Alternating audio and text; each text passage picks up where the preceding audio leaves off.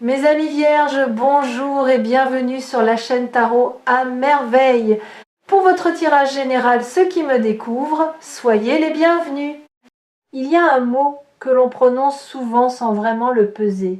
Un mot qu'on associe aux chiffres, aux comptes bancaires, aux dépenses du mois. Ce mot, c'est abondance. Et pourtant, si on le démonte lettre par lettre, si on le retourne dans tous les sens, si on l'observe comme on observerait une pierre précieuse sous la lumière, on découvre qu'il ne parle pas d'argent du tout. Il parle de mouvement, il parle de flot. Il parle d'une énergie qui circule, qui se renouvelle, qui ne s'arrête jamais pas parce qu'on la force à avancer, mais parce que quelque chose en vous a enfin arrêté de la retenir. C'est là que tout commence. Pas dans votre portefeuille, pas dans votre compte en banque, mais dans cette croyance silencieuse, enfouie, très profond, qui vous dit que vous ne méritez pas plus que ce que vous avez déjà, que ce serait trop beau, que les choses faciles ne durent pas, que l'argent, pour vous, ça a toujours été compliqué. Cette croyance-là, vous l'avez peu être héritée, peut être qu'elle vient de ce que vous avez vu grandir, peut être qu'elle vient d'une période difficile qui vous a marqué au fer rouge. Mais ce que je perçois aujourd'hui avec une clarté étonnante, c'est que cette croyance est en train de se fissurer. Et dans ces fissures, quelque chose de lumineux commence à passer. Ce n'est pas une promesse abstraite, ce n'est pas une belle phrase pour vous faire vous sentir mieux pendant quelques minutes. C'est une lecture de ce qui est déjà en train de se mettre en place dans votre vie, dans votre énergie, dans les décisions parfois presque inconscientes que vous avez prises ces derniers temps. Quelque chose a changé en vous. Vous l'avez peu, être senti sans pouvoir le nommer. Une légèreté différente, une façon nouvelle d'envisager certaines opportunités.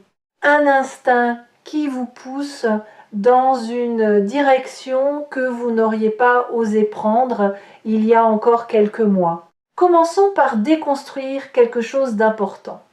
L'idée que l'abondance financière est réservée à ceux qui font les bonnes choses au bon moment. C'est une vision mécanique de la prospérité. Et elle est fausse, parce que la vraie prospérité, celle qui s'installe durablement, celle qui ne vous abandonne pas au premier tournant difficile, elle ne naît pas d'une action parfaite, elle naît d'un alignement. Et cet alignement, je le sens dans votre énergie, en ce moment il est là, il est réel et il est en train de se consolider. Voici ce que je veux que vous compreniez. L'argent est une forme de reconnaissance. Ce n'est pas anodin. Quand de l'argent arrive dans votre vie, c'est souvent parce que quelque chose que vous avez créé, accompli, offert, partagé, a été reconnu comme ayant de la valeur et pendant longtemps, vous avez sous-estimé ce que vous apportez, vous avez minimisé, vous avez cédé pour moins que ce que vous valiez. Vous avez dit oui quand votre intuition vous criait d'attendre. Ce cycle est en train de se terminer. Ce n'est pas une déclaration romantique, c'est une lecture très concrète de ce que l'énergie autour de vous est en train de construire. Tarot à merveille vous accompagne dans cette exploration et ce que je vois aujourd'hui pour vous est particulièrement fort. Parce que ce qui arrive financièrement ne ressemble pas à une pluie de billets tombant du ciel. Ça ne ressemble pas non plus à un coup de chance isolé. Ce que je perçois, c'est une série de petites portes qui s'ouvrent en cascade. Et la beauté de cela, c'est que vous avez déjà mis la main sur la première poignée. Peut être sans le savoir. Pensez à quelque chose que vous avez envisagé ces derniers temps, un projet, une idée, une conversation que vous avez hésité à avoir, une offre que vous n'avez pas encore acceptée ou refusée. Il y a quelque chose là, dans cet espace d'hésitation, qui attend votre attention. L'énergie que je perçois ne vous demande pas de vous précipiter. Elle vous demande de regarder honnêtement, parce que ce qui bloque souvent la prospérité, ce n'est pas l'absence d'opportunité. C'est le regard que l'on pose sur elle. Un regard fatigué voit des pièges, un regard en train de se renouveler voit des portes. Et votre regard est en train de se renouveler. Il y a quelque chose de fascinant dans le mot abondance que j'ai mentionné au début et je veux y revenir différemment maintenant. En latin, abundar foi signifie déborder. Comme une rivière qui déborde de ses berges au printemps, non pas parce qu'elle est en crise, mais parce qu'elle est pleine, parce que les neiges fondues ont alimenté sa source et que l'eau n'a nulle part où aller sinon se répandre. Votre abondance financière à venir ressemble à ça, à quelque chose qui a été alimenté en silence, en profondeur et qui est sur le point de déborder naturellement. Ce débordement, certains d'entre vous l'ont déjà senti sous forme d'une idée qui revient encore et encore, une idée que vous n'avez pas encore agi dessus parce que vous vous êtes dit que ce n'était pas le bon moment, que vous n'étiez pas encore prêt, que ça semblait trop grand ou trop différent de ce que vous faisiez avant. Et si ce moment dont vous attendiez la venue était en réalité déjà là, et si près était une illusion confortable que vous avez entretenue pour ne pas avoir à traverser l'inconfort du premier pas. Je pose ces questions non pas pour créer de la pression, mais parce que l'énergie que je lis autour de vous en ce moment est une énergie de maturité. Vous n'êtes plus au stade de la graine. Vous êtes au stade de la plante qui a poussé, dont les racines sont solides et qui a besoin d'espace pour s'épanouir pleinement. Ce dont vous avez besoin maintenant, ce n'est pas plus de préparation, c'est plus d'espace, plus de permission que vous vous accordez à vous-même. Il y a une distinction cruciale que je veux introduire ici, la différence entre foi attendre, foi et foi recevoir. Beaucoup de personnes qui ont une belle relation avec la spiritualité, qui méditent, qui travaillent sur elles-mêmes, qui envoient de bonnes intentions dans l'univers, ces personnes-là attendent souvent l'abondance comme on attend un train en restant immobile sur le quai, les yeux fixés sur l'horizon. Mais recevoir, c'est différent. Recevoir, c'est actif.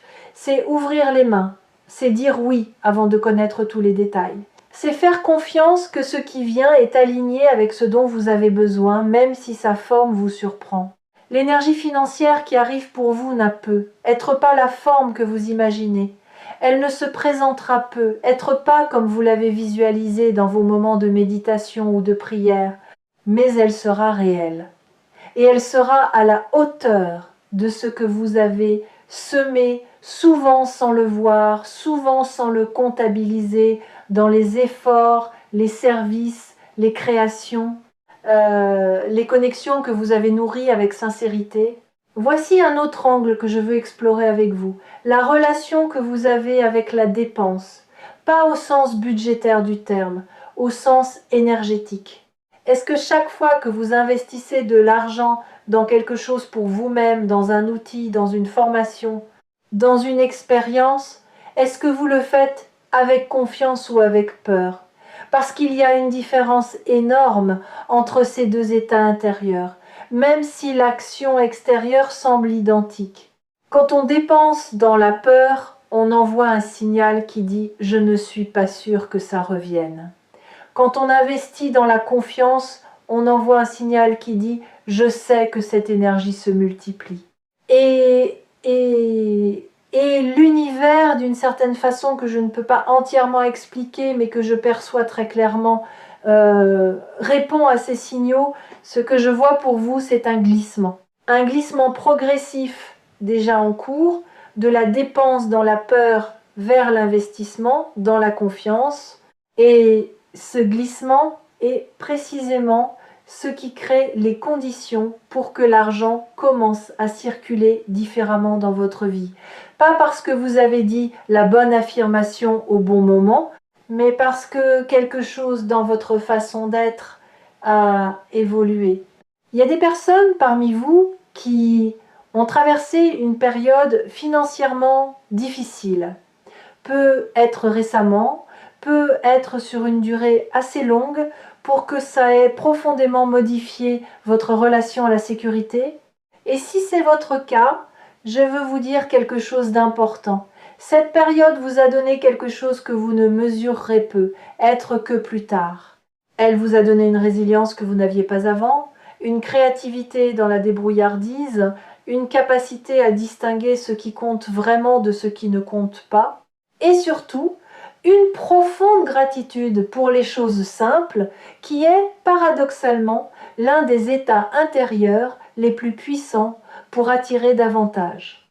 La gratitude n'est pas une technique, c'est une façon de percevoir quand vous êtes dans un état authentique de gratitude pour ce que vous avez déjà, même si c'est peu, même si vous voudriez plus quelque chose dans votre champ énergétique s'ouvre, vous passez du mode manque au mode suffisance évolutive.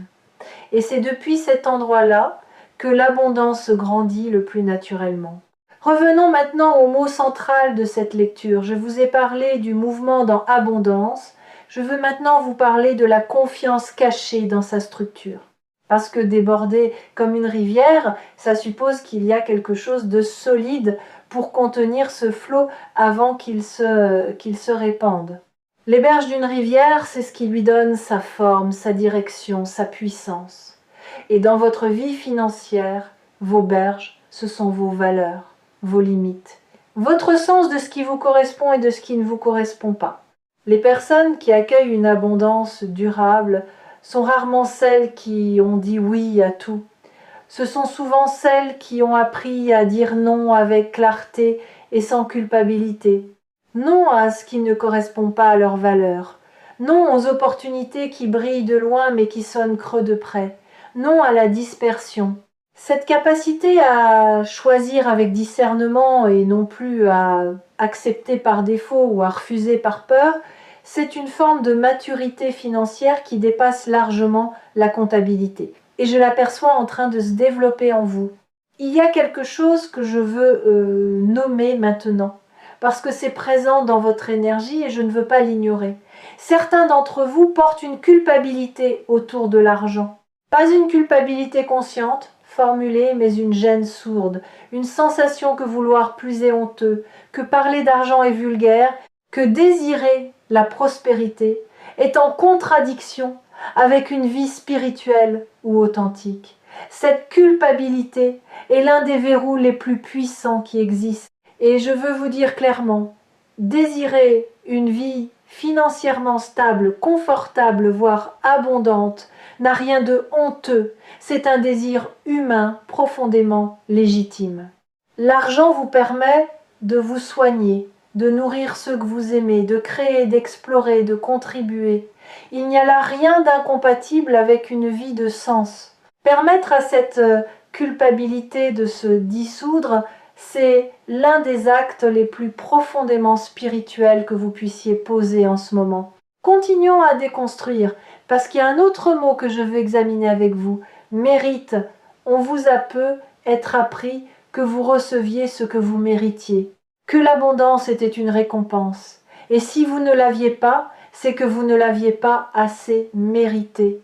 Cette logique est non seulement fausse, elle est épuisante. Parce qu'elle vous place dans une position de perpétuelle insuffisance. Toujours à vous demander si vous avez fait assez, été assez, donné assez. L'abondance n'est pas une récompense, c'est un état naturel pour tout être qui est aligné avec sa propre vérité. Et l'alignement, justement, c'est ce que je lis dans votre énergie en ce moment. Vous êtes plus proche de votre vérité qu'il y a encore quelque temps.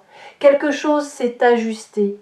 Peut être suite à une décision difficile, peut être suite à une période de solitude intérieure qui vous a permis de vous réentendre, peut être suite à une relation que vous avez choisi de laisser se transformer ou de laisser partir. Cet alignement-là, c'est le terreau dans lequel la prospérité pousse. Et elle pousse souvent plus vite qu'on ne l'attend. Je sens aussi quelque chose autour de vous qui ressemble à une collaboration, une énergie de co-création. Comme si ce qui arrive financièrement n'était pas quelque chose que vous bâtissez seul dans votre coin, mais quelque chose qui implique d'autres personnes, des personnes dont vous n'avez pas encore pris la pleine mesure de l'importance. Une rencontre à venir, une conversation qui va ouvrir une porte, un partenariat qui semble improbable au premier regard, mais qui est en réalité parfaitement cohérent avec là où vous vous dirigez. Ne fermez pas trop vite les yeux sur ce qui se présente sous une forme inattendue. Parfois, les opportunités les plus transformatrices arrivent habillées en hasard. Il y a aussi une question de timing que je veux aborder parce que je sais que c'est une source de frustration pour beaucoup d'entre vous. Vous sentez que les choses bougent, que quelque chose se prépare et pourtant les manifestations concrètes tardent à arriver. Vous vous demandez si vous avez mal fait quelque chose, si vous avez manqué un signal, si la fenêtre peut être passée. Elle n'est pas passée. Et voici pourquoi je le dis avec une telle certitude. Ce que l'énergie construit avec profondeur prend du temps à se manifester en surface.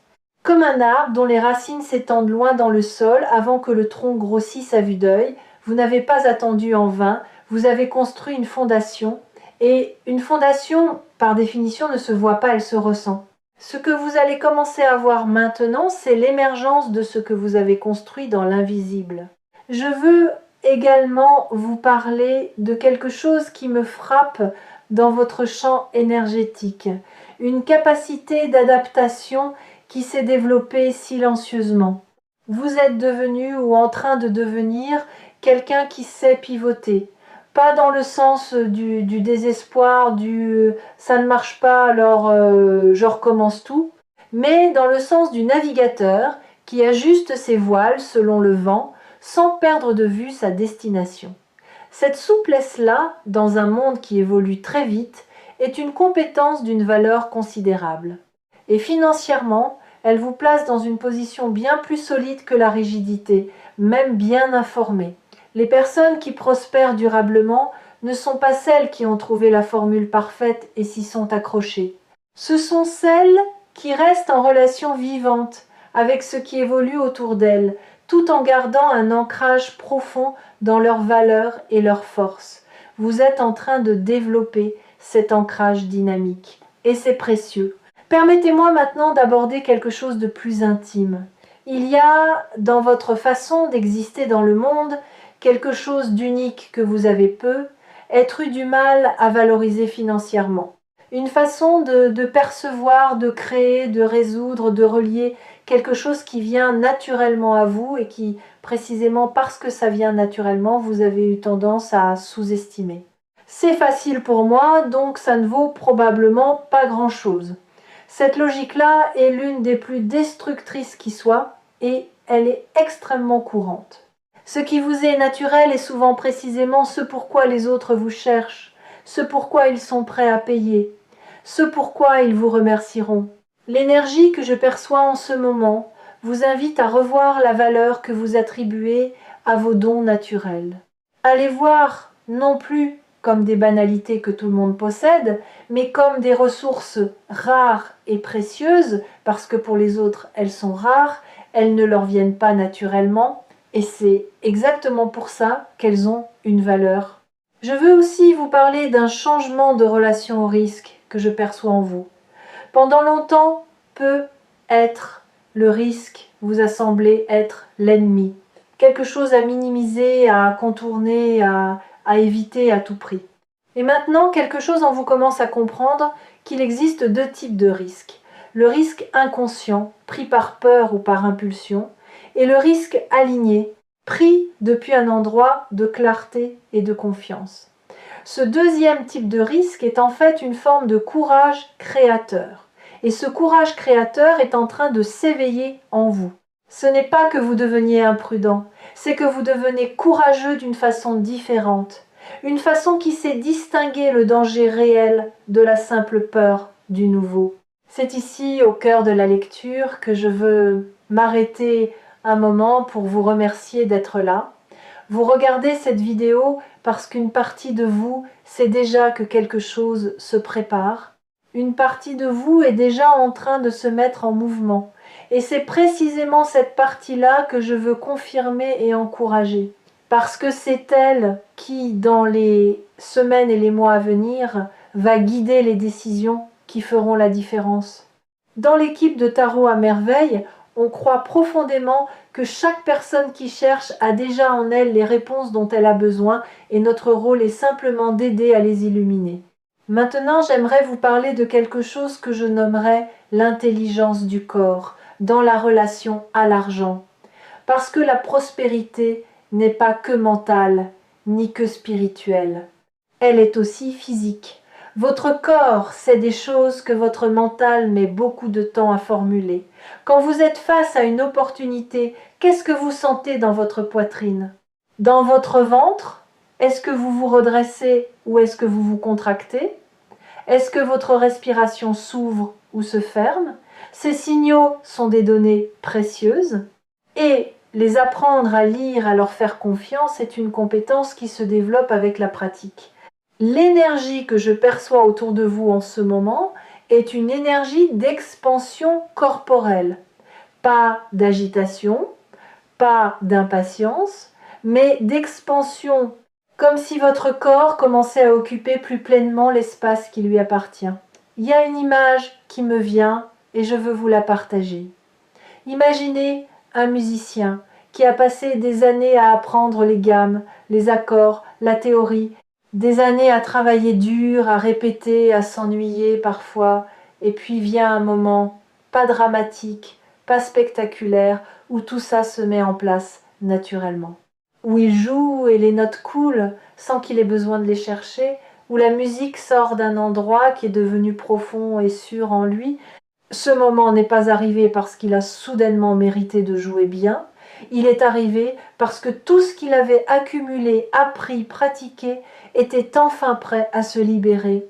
Vous êtes dans cet endroit-là par rapport à votre prospérité financière, vous avez accumulé, vous avez appris parfois douloureusement, et maintenant quelque chose est prêt à se libérer. Je veux aussi aborder la question des relations financières, non pas les relations amoureuses ou familiales en elles-mêmes, mais les dynamiques financières à l'intérieur des relations. Parce que parfois, ce qui bloque la prospérité n'est pas quelque chose d'individuel, mais quelque chose de systémique au sein d'un réseau relationnel. Des accords implicites autour de qui donne et qui reçoit, des hiérarchies silencieuses sur qui a le droit de prospérer et qui doit rester dans une certaine case. Ces dynamiques peuvent être puissantes et invisibles à la fois.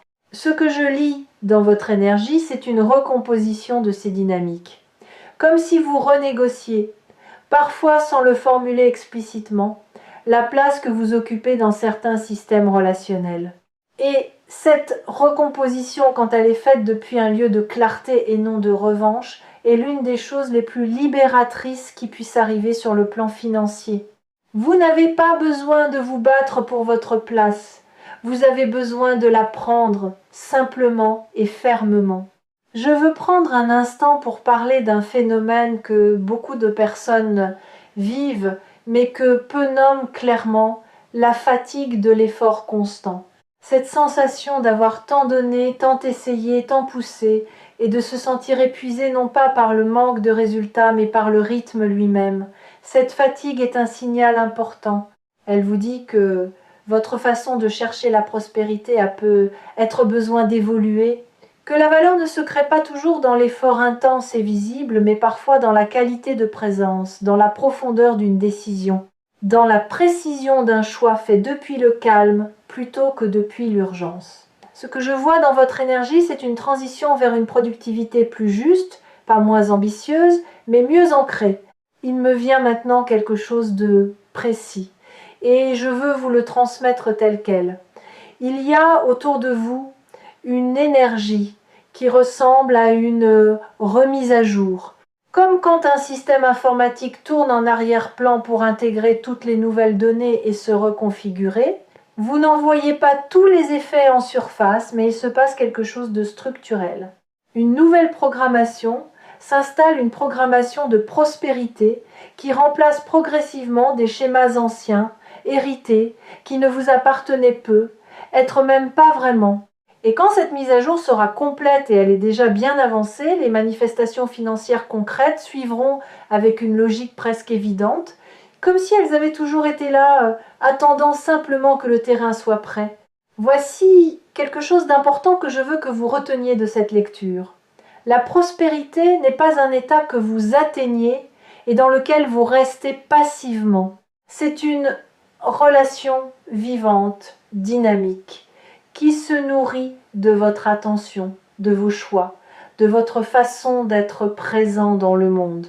Et l'une des formes d'attention les plus puissantes que vous pouvez lui porter en ce moment, c'est de commencer à remarquer les preuves qu'elle est déjà là, petite, parfois microscopique. Un inattendu qui arrive au bon moment, une dépense qui ne se matérialise pas, une idée qui, si vous la suiviez, pourrait valoir bien plus que ce qu'elle semble promettre à première vue. Notez-les, pas pour les comptabiliser anxieusement, mais pour construire une preuve personnelle que l'abondance cherche à vous rejoindre. Je sens également une clarté nouvelle autour de votre rapport à la valeur du temps, parce que le temps est la ressource la plus précieuse que vous possédez, bien plus que l'argent lui-même, et la façon dont vous l'allouez est directement corrélée à la façon dont la prospérité se manifeste dans votre vie. Est-ce que vous passez du temps sur ce qui vous fait avancer, créer, vous développer, ou est-ce que vous passez la majorité de votre énergie sur ce qui vous maintient en place, sur ce qui peut être nécessaire hier mais qui ne l'est plus vraiment aujourd'hui?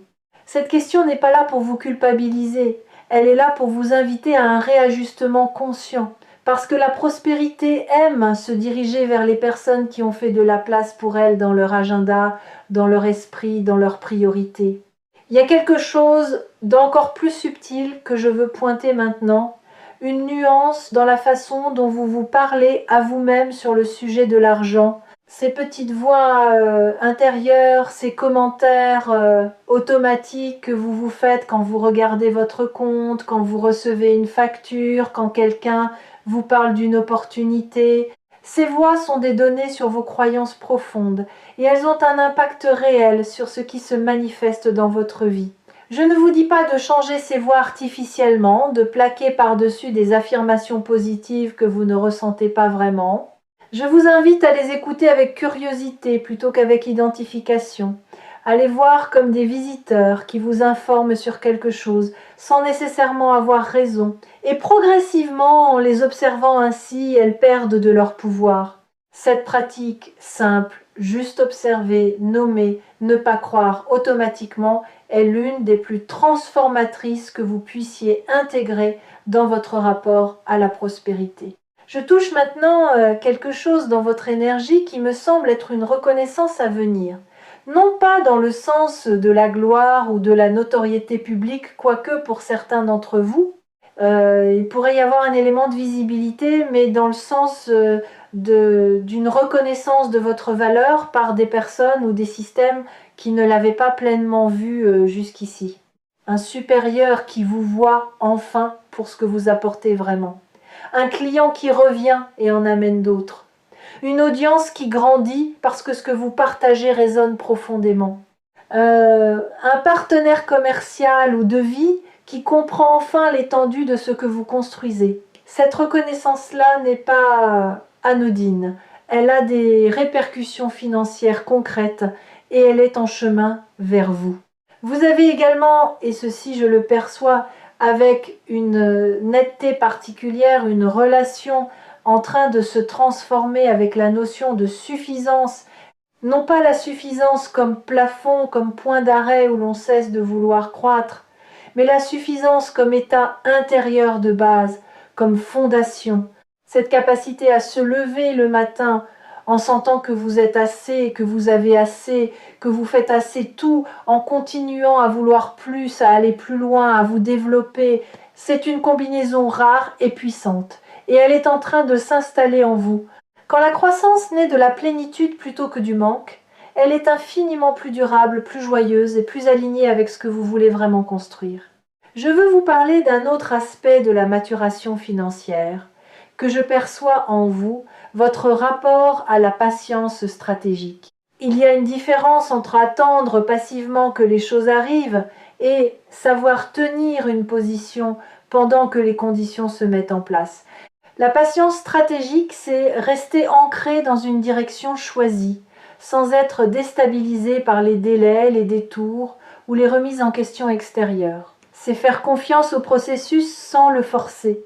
Et cette forme de patience, elle n'est possible que lorsqu'on a une conviction profonde, pas une conviction aveugle, mais une conviction informée et ressentie que ce que l'on construit est juste.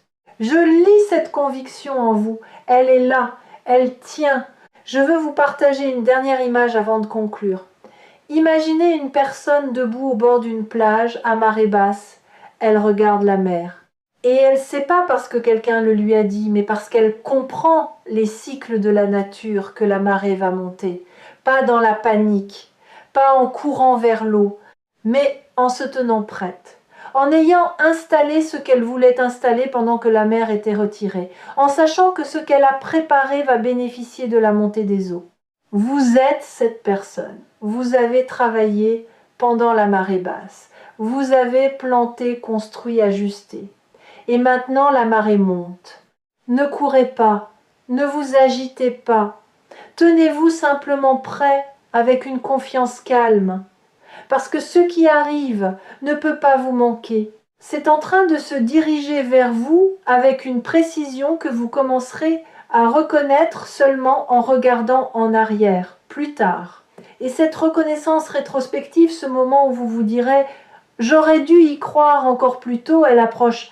Pour toutes les personnes qui ont suivi cette lecture jusqu'ici, qui ont ressenti quelque chose se bouger en elles, qui ont reconnu dans ces mots une vérité qu'elle portait sans pouvoir la formuler, vous êtes exactement là où vous devez être. Le chemin que vous avez parcouru, même dans ces parties les plus difficiles, les plus confuses, les plus douloureuses, vous a amené précisément à cette ouverture que je perçois dans votre énergie aujourd'hui. La prospérité financière qui se profile pour vous n'est pas une compensation pour ce que vous avez traversé. Elle est la suite logique de qui vous êtes devenu grâce à ce que vous avez traversé. Nuance importante. Parce que l'une de ces visions vous place en victime récompensée et l'autre vous place en être humain complet et évolutif qui récolte naturellement le fruit de sa transformation. Vous êtes ce deuxième. Cette lecture a été une exploration, pas une liste de prédictions, parce que ce qui vous appartient véritablement n'est pas une destinée fixe que quelqu'un d'autre peut lire pour vous, c'est une trajectoire que vous co-créez à chaque instant avec vos choix, votre énergie, votre façon d'être présent. Ce que j'ai perçu aujourd'hui, c'est la direction de cette trajectoire et elle pointe vers une expansion que vous méritez pleinement, non pas au sens d'une récompense, mais au sens d'une cohérence parfaite entre qui vous êtes et ce que vous accueillez dans votre vie. La communauté de Tarot à Merveille est là pour vous accompagner dans cette direction. N'oubliez pas de vous abonner si ce type de lecture vous parle, de partager avec ceux autour de vous qui pourraient bénéficier de ce message et surtout d'emporter avec vous non pas des prédictions gravées dans le marbre, mais cette certitude douce et solide que quelque chose de beau est en train de se construire dans votre vie financière.